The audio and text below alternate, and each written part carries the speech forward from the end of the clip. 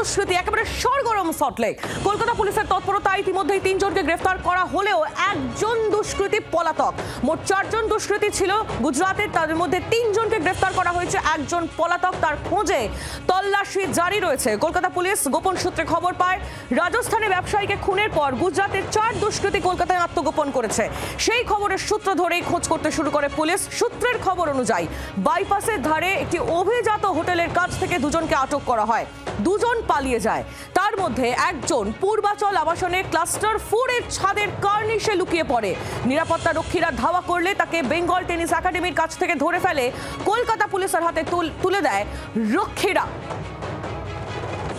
এই মুহূর্তে যে সিসিটিভি ফুটেজ আপনারা দেখতে পাচ্ছেন, আপনাদের জানাচ্ছিলাম যে দুজন দুষ্কৃতী তারা পালিয়ে যায়। তাদের মধ্যে একজন দুষ্কৃতী পূর্বাচল আবাসনের ক্লাস্টার 4 এর ছাদের কার্নিশে লুকিয়ে পড়ে। সেই দুষ্কৃতী যখন ছাদের কার্নিশে লুকিয়েছিল, সেখান থেকে যখন সে পালিয়ে যায়, সেই ঘটনাটি পুরো সিসিটিভি ক্যামেরায় বন্দী হয়েছে। সেই সিসিটিভি ফুটেজই আপনাদের সামনে এই মুহূর্তে তুলে ধরছি। একেবারে অভিজাত একটি আবাসন, সেই আবাসনে এইভাবে কুখ্যাত দুষ্কৃতী তারা ঢুকে পড়ে। এখনো পর্যন্ত যে খবর পাওয়া যাচ্ছে, এই যে 4 দুষ্কৃতী তারা শুটার, তারা ভাড়াটে খুনি।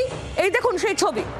ঠিক এইভাবে কার্নিশ বেয়ে পালিয়ে যায় এক দুষ্কৃতী, যদিও শেষ রক্ষা হয়নি, তাকে ধরা হয়েছে।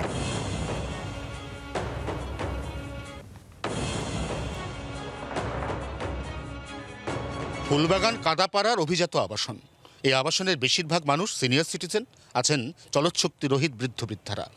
ঠিক উল্টো দিকে রয়েছে অভিজাত একটি 5 তারা হোটেল এবং তার ঠিক সামনেই রয়েছে কলকাতা শহরের সুবৃহৎ স্টেডিয়াম বিবেকানন্দ যুবভারতী ক্রীড়াঙ্গন। আর এই আবাসনের 4 নম্বর ফেজের এম উইং, সেখানে লুকিয়ে রয়েছে 4 জন কুখ্যাত সুপারি কিলার। তারা কোথায় লুকিয়ে রয়েছে? তারা আবাসনের সিঁড়ি দিয়ে উঠে প্রথমে ভেঙে ফেলছে ছাদের দরজা। এই সেই দরজা। এখানে শুধুমাত্র দরজা ভাঙার ছবিও নয়, তার পাশাপাশি আরেকটা ছবি আমরা দেখতে পাচ্ছি। দরজাটাকে প্রথমে এই যে শেকল রয়েছে, এখানে দুষ্কৃতীদের মধ্যে একজন নিজে জামা খুলে সেই জামা দিয়ে আপ্রাণ টানার চেষ্টা করছে, তাতেও কাজ না হয় লাথি মেরে ভেঙে ফেলছে দরজা। এরপর সবার চোখে ধুলো দিতে একজন দুষ্কৃতী লুকিয়ে পড়ছে এই জলের ট্যাঙ্কের ঠিক নিচে, এই ছোট্ট সংকীর্ণ এলাকায়। বাকিরা তখনও পর্যন্ত লুকোনোর জায়গা খুঁজছে। এখান থেকে তারা খাওয়ার পরে এই পাইপ তার নিচ দিয়ে গিয়ে এই সানসেট, সেখানে লুকিয়ে পড়ছে দুষ্কৃতীরা। বিস্তর নাটক এবং টালবাহানার পরে 4 জনের মধ্যে 3 জনকে গ্রেফতার করেছে পুলিশ। কিন্তু সবথেকে গুরুত্বপূর্ণ প্রশ্ন, কেন কলকাতা? কেন বারবার বাংলাদেশের সাংসদ খুনের অভিযুক্ত গা ঢাকা দেয় কলকাতায়? কেন বারবার পাঞ্জাবের কুখ্যাত ডাক সাইটে সুপারি কিলার গা ঢাকা দেয় নিউ টাউনের অভিজাত আবাসনে? এবং কেন সুদূর রাজস্থানে হত্যাকাণ্ড সংগঠিত করার পর 11 জনের মধ্যে 4 জন নটোরিয়াস ক্রিমিনাল গা ঢাকা দেওয়ার চেষ্টা করে এই শহর কলকাতায়? কলকাতা শহরের নিরাপত্তা নিয়ে এই একটা বড় প্রশ্নচিহ্ন এই মুহূর্তে বাসিন্দাদের মনে। 24 ঘন্টার জন্য ক্যামেরায় তরুণের সঙ্গে অয়ন, কলকাতা। শহর কলকাতায় এই ধরনের ঘটনা ঘটার পর পূর্বাচল আবাসনের বাসিন্দারা তারা কি বলছেন, কতটা আতঙ্কিত তারা, শুনুন। এই হচ্ছিল ক্লাস্টারের মধ্যে। আমি খবর পেয়ে সঙ্গে সঙ্গে চলে আসি। পুলিশের কাছ থেকে জানতে পারলাম ফুলবাগান থানার পুলিশ মানে এদের পিছে ধাওয়া করেছিল, ধাওয়া করে সল্টলেকের মধ্যে ঢুকে গেছিল, আমাদের ঠিক এই পার্টটা ঢুকে গেছিল। আর এখানে একজনই ঢুকেছিল, 2 জন মনে হয় অ্যারেস্ট ছিল ভিতরে, একজনই ঢুকে গেছিল। তাই সেখানে পুলিশ ঢোকার পর আমাদের পুলিশকে আমি খবর দিই যে এরকম ব্যাপার হয়েছে, এরকম আমাদের ক্লাস্টারে চোর ঢুকেছে, আপনি শিগগিরই ফোর্স পাঠান। তো 3 জনেই মাথা ন্যাড়া এবং খুব হেলদি চেহারা, জেন্টলম্যানদের মতন দেখতে। তারা 3 জনেই অ্যারেস্ট হয়েছে এবং আমাদের এখান থেকে একজন অ্যারেস্ট করা হয়েছে। আজকে পুলিশ প্রশাসনকে আমি অসংখ্য ধন্যবাদ জানাবো। তারা সঙ্গে সঙ্গে এই স্টেপটা নেওয়ার জন্য এবং এদের ধরার জন্য। তবু আমরা আবাসিকরা আমরা একটা নিরাপত্তাটার একটা ভাবনার, একটা চিন্তাভাবনার মধ্যে পড়ে যাচ্ছি, কারণ এই ধরনের ঘটনা আমাদের এখানে আগে কোনোদিনও ঘটেনি, যার জন্য আমরা একটু আতঙ্কিত হয়ে যাচ্ছি।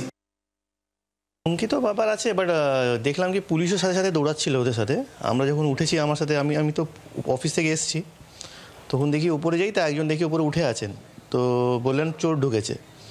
তার পেছনে আমরাও গেছি, গিয়ে দেখলাম তো উনি ওই ছাদ থেকে রেলিংয়ে নেমে শুয়ে পড়েছিল, নিচে দিয়ে আবার সবাই মিলে চেঁচাচ্ছিল। তো ওই করতে করতে ওইখান থেকে পাইপ থেকে নেমেও পালিয়ে গেছে। তখন 8টা বাজে হয়তো, তখন ওখান থেকে পালিয়েছে। পালিয়ে গিয়ে 20-25 মিনিট বাদেই দেখি কি পুলিশ ধরেছে। তখন আমাদের কাউন্সিলর ম্যাডাম এসেছিলেন, ওনাকে ফোন করে বললো কি ওই 1 নম্বর গেটের সামনে ওনাকে ধরেছে।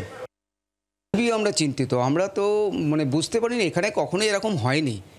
তো হয়েছে কখনো সাইকেল চুরি হয়ে গেছে বা মোটর সাইকেল নিয়ে চলে গেছে, সেটা অনেক দিন আগে থেকে, তারপরে এরকম কিছু হয়নি। তো হঠাৎ করে এই ঘটনাটা হয়ে যাবার আমরা মোটামুটি আতঙ্কিত হয়ে পড়েছি যে এরপরে আর কি হতে পারে বা কি হবে, সেটা তো আমরা এখনই প্রেডিক্ট করতে পারছি না। একটা সেফটি, একটা সিকিউরিটির ব্যাপারও একটা মনের মধ্যে যাচ্ছে। সিকিউরিটি সেফটি এটা তো একটা বিরাট বড় কনসার্ন। কারণ আমরা দেখুন সবসময় যে মানে থাকি তাও না, কখনো তালা বন্ধ করে বাইরে যাচ্ছি। বয়স্ক লোকেরা থাকেন, তারা কতটা এটা রেজিস্ট করতে পারবেন সেটাও ব্যাপার। স্থানীয় কাউন্সিলর এবং স্থানীয় বাসিন্দাদের বক্তব্য আপনাদের শোনাচ্ছিলাম। স্বাভাবিকভাবে স্থানীয় বাসিন্দারা তারা যেমন পুলিশের প্রশংসা করছে, তেমনি তাদের মনে একটা ভয়ও রয়েছে যে এই আবাসনে তারা থাকেন, তারা পরিবার নিয়ে থাকেন, সেখানে এরকম কুখ্যাত দুষ্কৃতীরা ঢুকে পড়ছে।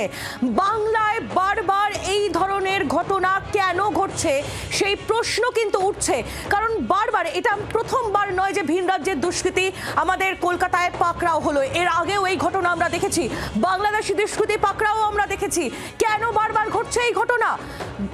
দুষ্কৃতীদের গ্রেফতারির ঘটনা আরো একবার আপনাদের জানাই, কলকাতায় পাকড়াও, গুজরাটের 3 দুষ্কৃতী, জানি এই মুহূর্তে সরগরম কলকাতা। রাজনৈতিক প্রতিক্রিয়া নিয়ে নেব। বিজেপি নেতা সজল ঘোষ এই মুহূর্তে রয়েছেন আমাদের সঙ্গে টেলিফোন লাইনে। সজল বাবু, কি বলবেন? বারবার শহর কলকাতায় ভিন রাজ্যের দুষ্কৃতীরা পাকড়াও হচ্ছে, কলকাতা কি সেফ প্যাসেজ হয়ে উঠছে দুষ্কৃতীদের জন্য? না, সেফ প্যাসেজ হোক আর যাই হোক, যেহেতু গুজরাট থেকে এসছে তার জন্য 2টো ডান্ডা এক্সট্রা মারতে বলবেন পুলিশকে। আর এটা তো পশ্চিমবঙ্গটা, কলকাতা শহরটা তো এখন সমাজবিরোধী মানে যারা দুষ্কৃতী তাদের জন্য সারা ভারতবর্ষের নয়, আন্তর্জাতিকভাবে মুক্তাঞ্চল। আমরা দেখেছি বাংলাদেশের অপরাধী সেও এখানে দাঁড়িয়ে থাকে এবং এখানে এসে দাঁড়িয়ে তারা তৃণমূলের বিভিন্ন রাজনৈতিক কর্মকাণ্ডে অংশ নেয়। তো ফলে শুধু আপনার গুজরাট বা উত্তরপ্রদেশ, বিহার এসব নয়, সারা ভারতবর্ষের শুধু নয়, আন্তর্জাতিকভাবে দুষ্কৃতীদের হাব মানে যাদের শেল্টার বলতে পারেন, সেটা আজকে পশ্চিমবঙ্গ হয়ে উঠেছে।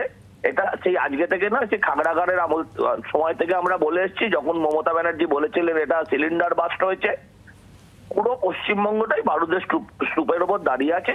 যে কোনো মুহূর্তে শুধু একটা দেশলাই কাঠির প্রয়োজন। সজল বাবু ধন্যবাদ। বিজেপি নেতা সজল ঘোষ ছিলেন আমাদের সঙ্গে টেলিফোন লাইনে। আমরা যোগাযোগ করতে পেরেছি প্রাক্তন পুলিশ কর্তা, কলকাতা পুলিশের প্রাক্তন ডেপুটি কমিশনার সত্যজিৎ বন্দ্যোপাধ্যায়ের সঙ্গে। সত্যজিৎ বাবু, কি বলবেন? শহর কলকাতায় বারবার এই ধরনের ঘটনা, একটা প্রশ্ন তো থেকেই যাচ্ছে আমাদের রাজ্যের বাসিন্দাদের নিরাপত্তা নিয়ে, এবং তার পাশাপাশি শহর কলকাতা ভিন রাজ্যের দুষ্কৃতীদের জন্য সেফ প্যাসেজ হয়ে যাচ্ছে কিনা সেই প্রশ্নও কিন্তু বারবার উঠছে। আপনার প্রশ্নটা একদম সঠিক। দেখুন, কিছুদিন আগে সাপুরজি থেকে মনে আছে সেই আসামিরা যারা বাইরে থেকে পাঞ্জাব থেকে পালিয়ে এসেছিল, এখানে গুলি করতে হলো তাদেরকে। এই সাপুরজির ঘটনা আমরা কেউ ভুলিনি, আজকের ঘটনাও খুব ইম্পর্টেন্ট। 2-3টে কথা বলি। আমি তো পলিটিশিয়ান নই, পলিটিক্সের কথা বলবো না। দেখুন, কলকাতার ডেনসিটিটা খুব সাংঘাতিক পরিমাণে রয়েছে এবং এই ডেনসিটির মধ্যে মিলিয়ে যাওয়ার আশঙ্কাটা অনেক বেশি। আর ওরা ভাবে হয়তো যে কলকাতায় গেলে হয়তো ধরা পড়বে না। এটা ভাবার কি কারণ সেটা আমি জানি না, তবে কলকাতা পুলিশ, রাজ্য পুলিশের এসটিএফ এরা কিন্তু প্রচন্ড পরিমাণে অ্যাক্টিভ। এই খবরগুলো যদি আগে থেকে যেরকম এটা দেওয়া হয়েছে যে এরকম ভাবে খুন করে পালিয়েছে, এইরকম খবর যদি আগে থেকে দেওয়া হয় তাহলে ধরতে সুবিধা হয়। এটা হচ্ছে নাম্বার 1। নাম্বার 2, আমাদের সময় আমরা জনসংযোগটা একটু বাড়াতাম। এই জনসংযোগটা কেন বাড়াতাম? যে এই জন্য যে জনজীবনের অনেক ফোন আমরা পেতাম। এই যে লোকগুলো, দেখুন সাধারণ লোক এখানে খুব সাহায্য করেছে। এই যে কার্নিশ বেয়ে নামছে নানা রকম ভাবে সিসিটিভির মাধ্যমে, ওরা যখন দেখছে খবরটা, এইরকম খবরগুলো পুলিশকে যদি জনসংযোগের মাধ্যমে দেওয়া হয়, ফোন নাম্বার গুলো রাখতে হবে তাদের, তবে কিন্তু পুলিশ ধরতে পারবে এবং করা সম্ভব হবে। তবে নিঃসন্দেহে যারা ধরেছে তাদেরকে একটা থ্যাঙ্কস জানাতেই হবে যে তারা অন্তত ধরেছে। একজন পালিয়ে গেছে, তাদেরকে সেও হয়তো কিছুক্ষণের মধ্যেই ধরা পড়ে যাবে। আর আরেকটা কথা, সাধারণ জনগণ যারা পুলিশকে সাহায্য করেছে ওদেরকেও কিন্তু ধন্যবাদ জানাতে হবে, কারণ তাদের সাহায্য বাদ দিয়ে এদেরকে করা সম্ভব ছিল না। কিন্তু একেবারে অনেক ধন্যবাদ আপনাকে সত্যজিৎ বাবু। বাংলার আওয়াজ, বাঙালির আবেগ, জি 24 ঘন্টা।